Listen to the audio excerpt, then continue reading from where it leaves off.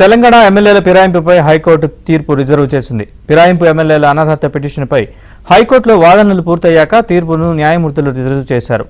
ఫిరాయింపు ఎమ్మెల్యేల అనర్హతపై షెడ్యూల్ ఖరారు చేయాలని గతంలో సింగిల్ బెంచ్ తీర్పు ఇవ్వగా ఆ తీర్పును డివిజన్ బెంచ్లో అసెంబ్లీ కార్యదర్శి సవాల్ చేశారు. తెలంగాణ ప్రభుత్వం, స్పీకర్, పార్టీ మారిన ఎమ్మెల్యేలు, ఫిర్యాదు చేసిన ఎమ్మెల్యేల వాదనలు విన్నాక తీర్పును రిజర్వ్ చేశారు.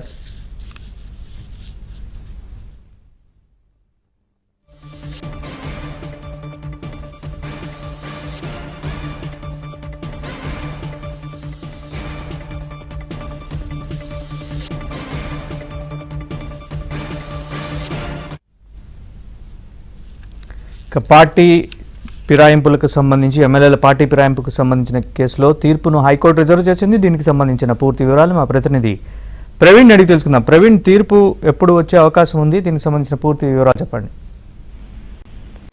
బీఆర్ఎస్ పార్టీలో కలిసి కాంగ్రెస్ లో చేరినటువంటి ఎమ్మెల్యేలపై అనర్హత వేటు వేయాలంటూ ఇప్పటికే దాఖలైనటువంటి పిటిషన్ పైన సింగిల్ బెంచ్ ఉత్తర్వులు ఇచ్చింది. సింగిల్ బెంచ్ ను సవాల్ చేస్తూ అసెంబ్లీ సెక్రటరీ దాఖలు చేసినటువంటి పిటిషన్ కు సంబంధించి ఇటు ప్రభుత్వం తరఫున కావచ్చు, అసెంబ్లీ సెక్రటరీ తరఫున కావచ్చు, స్పీకర్ తరఫున వాదనలు ముగిసే, మరోవైపు ఇందులో ప్రతివాదులుగా ఉన్నటువంటి 10 మంది ఎమ్మెల్యేలు ఎవరైతే ఉన్నారో వారి యొక్క వాదనలు కూడా పూర్తయినటువంటి పరిస్థితి కూడా కనపడుతుంది.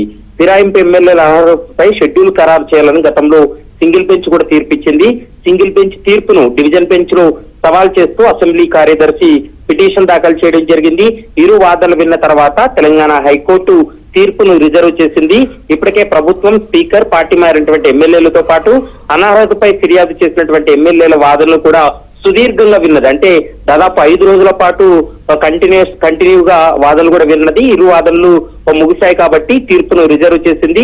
మరి ఇప్పుడు సింగిల్ బెంచ్ ఇచ్చినటువంటి తీర్పును డివిజన్ బెంచ్ సమర్థించబోతుందా, లేకుంటే డివిజన్ బెంచ్ ఎలాంటి తీర్పును ఇవ్వబోతుందనేది మాత్రం చూడాల్సినటువంటి అవసరం ఉంటుంది. ప్రస్తుతం అసెంబ్లీ కార్యదర్శి వాదనలకు ఏకీభవిస్తే మాత్రం ఖచ్చితంగా సింగిల్ బెంచ్ ఉత్తర్వులను అయితే మాత్రం కొట్టివేస్తుంది. లేదా సింగిల్ బెంచ్ ఉత్తర్వులను సమర్థించినట్లయితే ఖచ్చితంగా షెడ్యూల్ ప్రిపేర్ చేయాలని ఏదైతే గతంలో ఆదేశాలు ఇచ్చిందో ఖచ్చితంగా ఆ షెడ్యూల్ ఖరారు చేసే విధానానికి సంబంధించి అసెంబ్లీ కార్యదర్శి కూడా పూర్తి స్థాయిలో ముందుకెళ్లాల్సినటువంటి అవసరం అయితే కనపడుతుంది. మరి చూడాలి, మెరిట్స్ ఆధారంగా చేసుకొని తీర్పును కూడా వెల్లడించేటువంటి అవకాశం అయితే కనపడుతుంది.